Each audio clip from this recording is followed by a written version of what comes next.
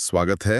आज हम डेमन ज़ाहरियाडिस की किताब द आर्ट ऑफ लेटिंग गो पर एक गहरी नज़र डालने वाले हैं। हाँ। ये किताब इस बारे में है कि कैसे हम अतीत की बातों को जो बोझ बन जाती हैं उन्हें पीछे छोड़कर आगे बढ़ सकते हैं और एक तरह की भावनात्मक आज़ादी पा सकते हैं। बिल्कुल। आज की हमारी इस बातचीत का मकसद है इस किताब से उन खास विचारों और वो तकनीकों को निकालना और समझना जो हमें नकारात्मक सोच, पुराने पछतावों और दर्द देने वाली यादों के समझिए जाल से निकलने में मदद कर सकती हैं। सही। हम अक्सर सोचते हैं कि किसी चीज को मजबूती से पकड़े रखना ही ताकत है, लेकिन जैसा कि किताब में भी कहा गया है, कभी कभी जाने देना ज्यादा ताकत का काम होता है। बिल्कुल सही कहा। और ये समझना बहुत जरूरी है कि ये जाने देना या जिसे अंग्रेजी में लेटिंग गो कहते हैं, इसका असल मतलब क्या है। हाँ। क्योंकि ये सिर्फ एक कहने की बात नहीं है, ये हमारे मानसिक और भावनात्मक स्वास्थ्य के लिए वाकई बहुत महत्वपूर्ण है। किताब इस बात पर जोर देती है कि ये कोई खोखला मुहावरा नहीं, जैसे बस कह दिया अरे खुश रहो, चिंता मत करो, नहीं। हाँ। ये भावनात्मक बोझ से सचमुच मुक्ति पाने का एक व्यवहारिक करने लायक तरीका है। तो चलिए इस पर और गहराई से बात करते हैं। हाँ। तो सबसे पहले यही समझते हैं, जाने देना का मतलब असल में है क्या?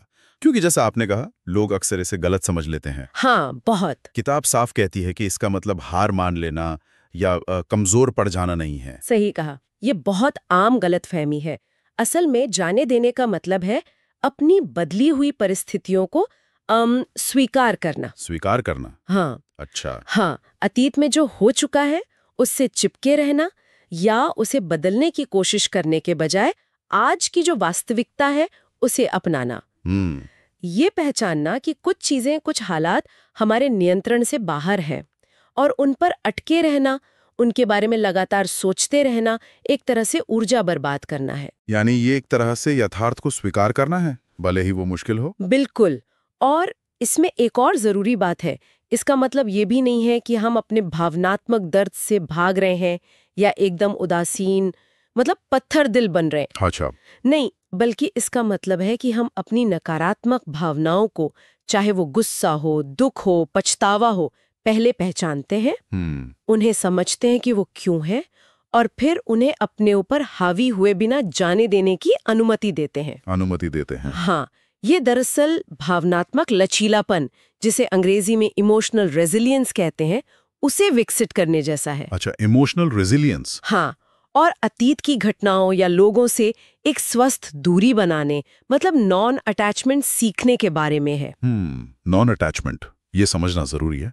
लेकिन कई बार हम इतने आदी हो जाते हैं किसी बोझ को ढोने के कि हमें पता ही नहीं चलता कि हम किसी ऐसी चीज से चिपके हुए हैं जिसे अब जाने देना चाहिए। क्या किताब ऐसे कुछ संकेतों के बारे में बताती है जिनसे हमें ये एहसास हो सके? हाँ, बिल्कुल।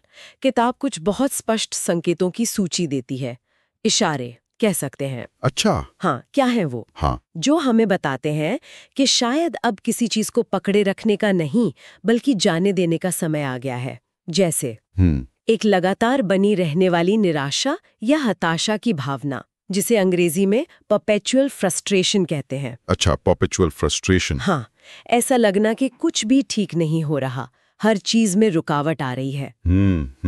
फिर किसी एक पुरानी घटना, गलती या याद के बारे में बहुत ज्यादा सोचना, बार बार उसी में उलझे रहना और दुखी होते रहना। हाँ, वो दिमाग घूमता रहता उसी पर। हाँ, बिल्कुल। Agonising about a particular incident कहते हैं इसे। दिमाग वहीं अटक जाता है।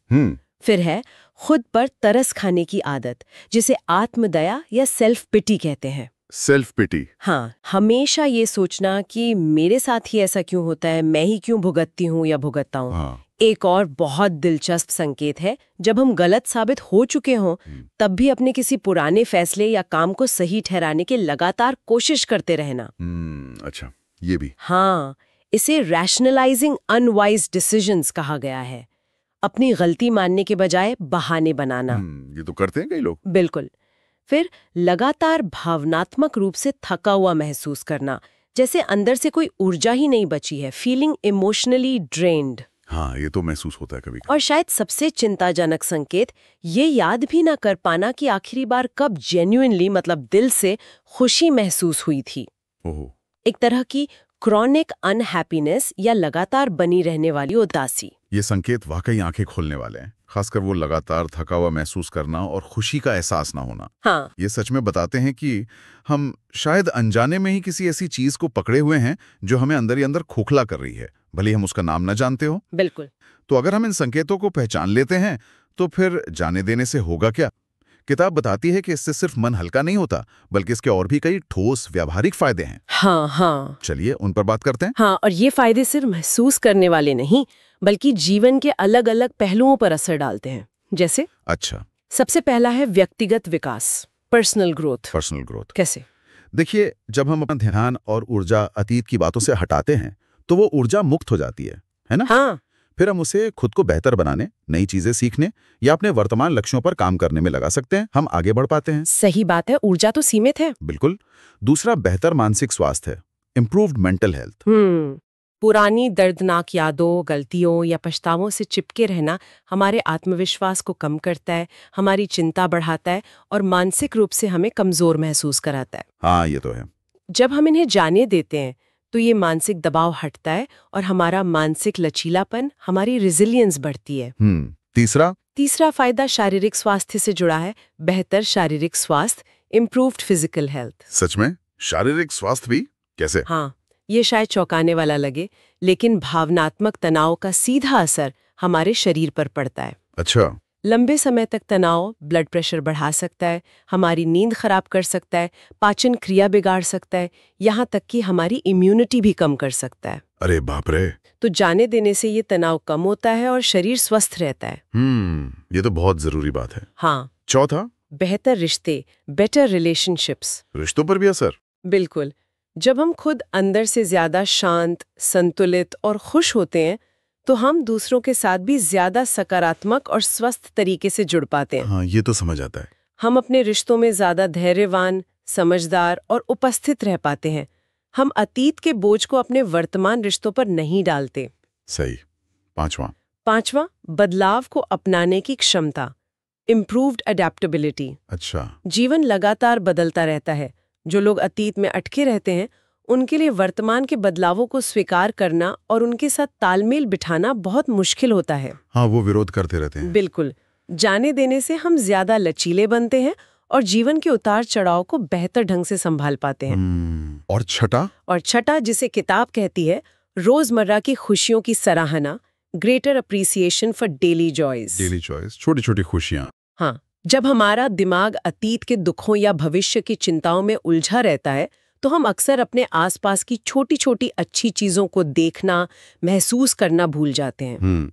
जैसे सुबह की धूप, किसी दोस्त की मुस्कान, एक अच्छा गाना या बस शांति के कुछ पल। सही बात है। जाने देने से हम वर्तमान में जीना सीखते हैं और इन छोटी खुशियों का मोल समझने लगते हैं। ये फायदे तो वाकई बहुत आकर्षक हैं, मतलब पर्सनल ग्रोथ से लेकर फिजिकल हेल्थ और रिश्तों तक। तो फिर सवाल उठता है, हाँ, अगर जाने देने के इतने फायदे हैं तो ये इतना मुश्किल क्यों होता है?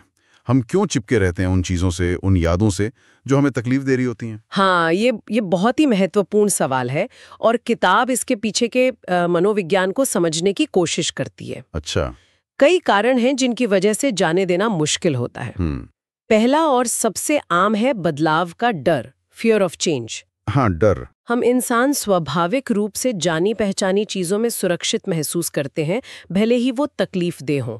सही। अनिश्चितता, यानी ये ना पता होना कि छोड़ने के बाद क्या होगा, हमें डराती है। कभी कभी लगता है कि जानी पहचानी तकलीफ अनजान खुशी या बदलाव से बेहतर है। हाँ, better the devil you know वाली बात। बिल्कुल। दूसरा कारण आजकल बहुत आम है, जिसे अवसर खोने का डर कहते हैं, fear of missing out, FOMO. हाँ। हमें लगता है कि अगर हमने किसी स्थिति, रिश्ते या मौके को जाने दिया तो शायद भविष्य में कुछ बहुत अच्छा होने वाला था जिसे हम चूक जाएंगे।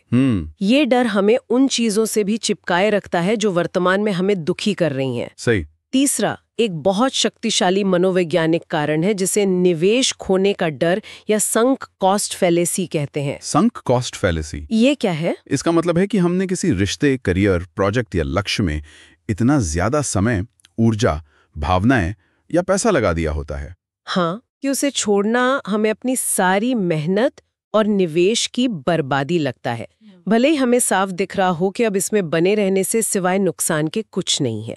अच्छा, मतलब इतना सब किया है, अब कैसे छोड़ने वाली सोच। एग्जैक्टली वही। चौथा कारण हमारे कम आत्मसम्मान से जुड़ा हो सकता है, लो सेल्फ एस्टीम। कभी कभी हमें अंदर ही अंदर ऐसा महसूस होता है कि शायद हम दुख या तकलीफ के ही लायक हैं और खुशी, माफी या बेहतर चीजों के हकदार नहीं। ये नकारात्मक आत्मछवि हमें दुखद स्थितियों से बाहर निकलने से रोकती है।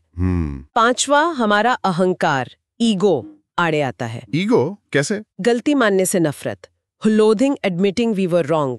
अगर किसी मुश्किल स्थिति में फंसे रहने का कारण हमारी अपनी कोई गलती या गलत फैसला है, तो उसे स्वीकार करना हमारे अहंकार को चोट पहुंचाता है। हाँ, सही। इसलिए गलती मानने के बजाय हम उसी स्थिति में अटके रहना पसंद करते हैं। छठा कारण थोड़ा चौंकाने वाला लग सकता है, नकारात्मक भावनाओं की लत, एडिक्शन टू नेगेटिव इमोशंस। लत भावनाओं की? हाँ, किताब कहती है कि कभी-कभी हम अनजाने में ही गुस्सा, उदासी, शिकायत या डर जैसी नकारात्मक भावनाओं से इतने ज्यादा जुड़ जाते हैं, इतने आदी हो जाते हैं कि उन्हें छोड़ना मुश्किल लगता है। अच्छा। वो भावनाएं हमारी पहचान का हिस्सा जैसी बन जाती हैं और उनके बिना हम खालीपन महसूस करने लगते हैं। ये तो बड़ी अजीब बात है, लेकिन होती है। और सातवां, हमारे दिमाग की बनावट, ब्रेन्स सर्वाइवल वायरिंग। दिमाग की बनावट? हाँ, हमारा दिमाग मूल रूप से हमें खतरों से बचाने के लिए डिजाइन किया गया है। इसलिए इसमें एक नकारात्मकता पूर्वाग्रह होता है, नेगेटिविटी बायस। नेगेटिविटी बायस? हाँ, सुना है। यानी ये नकारात्मक जानकारी और अनुभवों पर ज्यादा ध्यान देता है और उन्हें ज्यादा मजबूती से याद रखता है ताकि हम भविष्य में उनसे बच सकें। अच्छा। ये पूर्वाग्रह हमें बुरी यादों और उनसे जुड़ी भावनाओं को ज्यादा कसकर पकड़े रहने के लिए प्रेरित करता है। ये कारण तो वाकई सोचने पर मजबूर करते हैं, खासकर वो नकारात्मक भावनाओं की लत वाली बात और दिमाग का नेगेटिविटी बायस। ये समझाता है कि क्यों जानते हुए भी कि कोई चीज गलत है, हम उससे चिपके रहते हैं। ठीक है, तो हमने समझ लिया कि जाने देना क्या है, क्यों जरूरी है, फायदे क्या हैं और ये इतना मुश्किल क्यों है। अब सबसे जरूरी हिस्से पर आते हैं, इसे करें कैसे। बिल्कुल। आपने बताया कि किताब में 21 रणनीतियां और 3 बोनस रणनीतियां हैं। जाहिर है हम सब पर तो बात नहीं कर सकते। नहीं। लेकिन क्या आप उनमें से कुछ सबसे प्रमुख और व्यावहारिक तकनीकों पर रोशनी डाल सकती हैं? ऐसी तकनीकें जिन्हें सुनकर कोई तुरंत अमल में लाने की सोच सके। हाँ बिल्कुल, किताब में वाकई बहुत सारी रणनीतियां हैं, लेकिन कुछ ऐसी हैं जो नींव का काम करती हैं और बहुत प्रभावी हैं। मैं उनमें से कुछ चुनिंदा रणनीतियों का जिक्र करती हूँ। जरूर। पूरी दृढ़ता के साथ ये पक्का निर्णय लेना होगा कि हाँ, मैं इस बोझ को, इस दर्द को अब और नहीं ढोना चाहती। एक कमिटमेंट। बिल्कुल, ये सिर्फ एक ख्याल नहीं बल्कि एक प्रतिबद्धता है। किताब सुझाव देती है कि खुद से पूछें, मुझे ठीक ठीक क्या छोड़ना है, क्यों छोड़ना है और इसे छोड़ने से मुझे क्या फायदा होगा। स्पष्टता बहुत जरूरी है। सही, क्लैरिटी। हाँ, आप चाहें तो एक प्रतिबद्धता कथन लिख भी सकते हैं और उसे ऐसी जगह रख सकते हैं जहां वो आपको रोज याद दिलाए। अच्छा, तो पहला कदम इच्छा नहीं बल्कि एक पक्का फैसला है, एक इरादा। बिल्कुल। इसके बाद छठी रणनीति है, अपने भावनात्मक दर्द को स्वीकार करें। Acknowledge your emotional pain. दर्द को स्वीकार करना। हाँ, अक्सर हम दर्द से भागने की कोशिश करते हैं, उसे दबाते हैं या अनदेखा करते हैं, लेकिन किताब कहती है कि ये तरीका काम नहीं करता। जाने देने के लिए पहले ये स्वीकार करना जरूरी है कि हाँ, मुझे दर्द हो रहा है, मुझे गुस्सा आ रहा है, ये मुझे पछतावा हो रहा है। समझें कि आप कैसा महसूस कर रहे हैं और क्यों।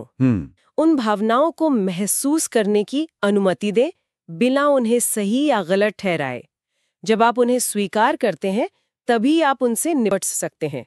अनदेखा करने से वो अंदर ही अंदर बढ़ती रहती हैं। हाँ, ये बात सही है। जिसे हम दबाते हैं वो अक्सर और मजबूत होकर वापस आता है।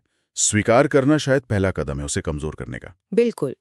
इसके लिए एक अभ्यास के तौर पर अपनी भावनाओं और उनके संभावित स्रोत के बारे में जर्नल में लिखना मददगार हो सकता है। जर्नलिंग, ठीक है। अगली रणनीति क्या है? 7वीं रणनीति #7 महत्वपूर्ण सबक खोजें। Look for important lessons. सबक खोजना? हाँ, हर अनुभव, चाहे वो कितना भी दर्दनाक क्यों ना हो, हमें कुछ न कुछ सिखा सकता है। अपनी गलतियों, पछतावों या मुश्किल हालात को सिर्फ दुख या विफलता के रूप में देखने के बजाय उन्हें सीखने के अवसर के रूप में देखें। खुद से पूछें, इस अनुभव से मैंने क्या सीखा? मैं भविष्य में क्या अलग तरीके से कर सकती हूँ ताकि ये दोबारा ना हो। हाँ। जब हम किसी बुरे अनुभव से भी कोई मूल्यवान सबक निकाल लेते हैं तो उस अनुभव से जुड़ी नकारात्मक भावनाओं का बोझ हल्का हो जाता है और उसे जाने देना आसान हो जाता है। यानी गलती को बोझ समझने के बजाय उसे एक शिक्षक की तरह देखना, ये नजरिया बदल सकता है। बिल्कुल। किताब का अभ्यास है किसी खास पछतावे या गलती का विश्लेषण करें। क्या गलत हुआ था, आप असल में क्या हासिल करना चाहते थे और आपने इस पूरी प्रक्रिया से क्या सीखा। अच्छा है। और अब आते हैं 16वीं रणनीति 16th पर, कृतज्ञता का अभ्यास करें, प्रैक्टिस ग्रैटिट्यूड, आभार। हाँ, हमने पहले बात की थी दिमाग के नकारात्मकता पूर्वाग्रह की। हाँ, नेगेटिविटी बायस, जो हमें नकारात्मक चीजों पर ज्यादा ध्यान देने के लिए प्रेरित करता है। कृतज्ञता का अभ्यास इस पूर्वाग्रह का मुकाबला करने का एक शक्तिशाली तरीका है। अच्छा। जब हम जानबूझकर उन चीजों पर ध्यान केंद्रित करते हैं जिनके लिए हम आभारी हैं, चाहे वो कितनी भी छोटी क्यों ना हो, तो हमारा मानसिक फोकस नकारात्मकता से सकारात्मकता की ओर शिफ्ट होता है। इससे अतीत के दर्द या वर्तमान की मुश्किलों से जुड़ी भावनाओं को जाने देना आसान हो जाता है। किताब का सुझाव है कि रोज एक कृतज्ञता जर्नल बनाएं और उसमें 5 से 10 ऐसी चीजें लिखें जिनके लिए आप उस दिन आभारी महसूस करते हैं। ये तो सीधा और सरल तरीका लगता है अपने नजरिए को रीट्रेन करने का, नकारात्मकता के डिफॉल्ट मोड से बाहर निकलने का। हाँ, और बहुत प्रभावी भी। अगली 18वीं रणनीति है नियंत्रण की कमी को स्वीकार करें, embrace your lack of control. ये मुश्किल लगता है, नियंत्रण छोड़ना। है मुश्किल, लेकिन बहुत जरूरी है। ये बहुत गहरी बात है। हम अक्सर उन चीजों को बदलने या नियंत्रित करने की कोशिश में बहुत ऊर्जा और मानसिक शांति खो देते हैं जो हमारे वश में है ही नहीं। जैसे दूसरे लोगों का व्यवहार, अतीत में हुई घटनाएं या भविष्य की अनिश्चितताएं। हाँ, सही। जाने देने की कला का एक बड़ा हिस्सा ये स्वीकार करना है कि आप सब कुछ नियंत्रित नहीं कर सकते। आप केवल अपनी प्रतिक्रियाओं, अपने विचारों, अपने रवैये और अपने चुनावों को नियंत्रित कर सकते हैं। जब हम हर चीज को नियंत्रित करने की इस जरूरत या इच्छा को छोड़ देते हैं तो जीवन की अप्रत्याशितता और दूसरों की अपूर्णताओं को सहना आसान हो जाता है। हम उन चीजों को जाने दे पाते हैं जो हमारे नियंत्रण से बाहर हैं। ये स्वीकार करना कि सब कुछ मेरे हाथ में नहीं है शायद अपने आप में बहुत मुक्त करने वाला एहसास हो सकता है। निश्चित रूप से। इसके अभ्यास के तौर पर उन चीजों की एक सूची बनाने को कहा गया है जिन्हें आप नियंत्रित नहीं कर सकते, जैसे मौसम, ट्रैफिक, दूसरों की राय, और जिन्हें आप कर सकते हैं, जैसे आपकी प्रतिक्रिया, आपकी तैयारी, आपका नजरिया। लिस्ट बनाना, ठीक है। और आखिर में एक बहुत महत्वपूर्ण रणनीति 21वीं 21, खुद को और दूसरों को माफ करना सीखें। Learn to forgive yourself and others. माफी, फॉरगिवनेस। हाँ, मन में नाराजगी, गुस्सा, कड़वाहट या अपराध बोध को पालकर रखना समझिए जहर पीने जैसा है। हाँ, कहते हैं। ये सबसे ज्यादा नुकसान हमें ही पहुंचाता है।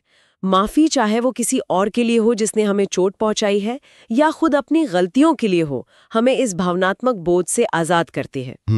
किताब इस बात पर जोर देती है कि माफ करना कोई कमजोरी नहीं है या ये कहना नहीं है कि जो हुआ वो ठीक था। अच्छा। माफी देना एक सचेत निर्णय है कि आप उस दर्द को अब और अपने साथ नहीं लेकर चलेंगे। ये आगे बढ़ने की ताकत का प्रतीक है। ताकत का प्रतीक। हाँ। इसके अभ्यास के लिए किसी ऐसे व्यक्ति के बारे में सोचने को कहा गया है जिसने आपको चोट पहुंचाई हो, या अपनी किसी ऐसी गलती के बारे में सोचें जिसके लिए आप खुद को दोषी मानते हैं, और फिर ईमानदारी से माफी देने या मांगने के फायदों बनाम नाराजगी या अपराधबोध को पकड़े रहने के नुकसानों पर विचार करें। ये कुछ बहुत ही ठोस और व्यवहारिक रणनीतियां हैं। निर्णय लेना, दर्द स्वीकार करना, सबक सीखना, कृतज्ञता, नियंत्रण छोड़ना और माफ करना। हाँ, मुख्य तौर पर। जैसा आपने कहा, किताब में और भी बहुत कुछ है, लेकिन मुझे लगता है कि अगर कोई इन कुछ रणनीतियों पर भी ईमानदारी से काम करना शुरू करे तो यकीनन अपनी भावनात्मक स्थिति में एक बड़ा बदलाव महसूस कर सकता है। बिल्कुल, शुरुआत के लिए ये बहुत अच्छी हैं। तो डैमन ज़ेहरियाडस की द आर्ट ऑफ लेटिंग गो हमें बड़ी गहराई से और व्यवहारिक तरीके से याद दिलाती है कि ये भावनात्मक स्वतंत्रता पाना, अतीत के बोझ से मुक्त होना, ये कोई एक दिन का काम नहीं है। नहीं, कोई ऐसी मंजिल नहीं है जहां पहुंचकर सब ठीक हो जाता है, बल्कि ये एक सतत प्रक्रिया है, एक लगातार चलने वाला अभ्यास है। हाँ, एक प्रैक्टिस है। ये एक चुनाव है जो हमें शायद बार बार अपनी रोजमर्रा की जिंदगी में करना पड़ता है। बिल्कुल सही कहा। ये एक यात्रा है, मंजिल नहीं। और शायद यहाँ एक गहरी बात सोचने लायक ये है, जो किताब भी इशारों में कहती है, कि क्या जाने देने का मतलब वास्तव में किसी चीज को, किसी याद को या किसी भावना को अपने मन से पूरी तरह से मिटा देना है? क्या ये संभव भी है? हाँ, क्या हम भूल सकते हैं पूरी तरह? शायद नहीं। या फिर जाने देने का असली मतलब उस याद, उस भावना या उस व्यक्ति के साथ एक तरह की शांति बना लेना है। शांति बना लेना। हाँ, उसे इस तरह स्वीकार कर लेना है कि वो हमें अब नियंत्रित ना कर सके, हमारे आज पर हावी न हो सके। हो सकता है असली स्वतंत्रता यादों को मिटाने में नहीं, बल्कि उनके हमारे ऊपर पड़ने वाले प्रभाव को बदलने में है। ये एक बहुत दिलचस्प विचार है। मिटाना बनाम शांति बनाना, उनके प्रभाव को बदलना, इस पर सोचते रहा जा सकता है। खैर, आज की इस गहरी बातचीत के लिए बस इतना ही। हाँ, उम्मीद है डेमन ज़ारियाडिस की किताब द आर्ट ऑफ लेटिंग गो पर हुई इस चर्चा से हमारे सुनने वालों को कुछ महत्वपूर्ण और उपयोगी बातें जानने और समझने को मिली होंगी।